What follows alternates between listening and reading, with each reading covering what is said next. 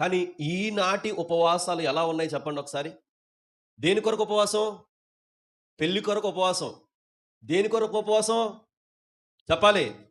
ఉద్యోగం కొరకు ఉపవాసం. దేని కొరకు ఉపవాసం? ఇల్లు కొరకు ఉపవాసం. దేని కొరకు ఉపవాసం? చెప్పాలి. ఇంకా మీకేమైనా తెలిసి ఉంటే చెప్పండి. అవసరాన్ని బట్టి ఉపవాసం.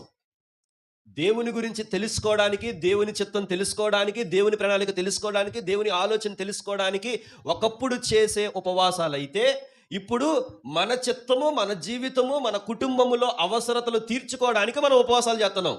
కాదంటారా? అసలు ఉపవాసం ఎందుకుంటున్నావు నువ్వు? దానివల్ల ప్రయోజనం ఏంటి? ఈ లెంట్ డేస్‌లో ఉపవాసం ఉండడానికి గల ప్రయోజనం ఏంటి?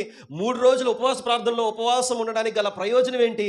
ఎప్పుడైనా మనం పెట్టుకునే నెలకొక ఉపవాస ప్రార్థనలో మనం ఉపవాసం ఉండడానికి గల ప్రయోజనం ఏంటి?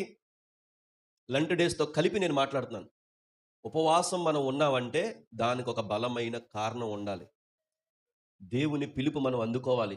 దేవుని ఆలోచన మనం తెలుసుకోవాలి. దేవుని ప్రణాళిక ఏంటో మనం తెలుసుకోవాలి.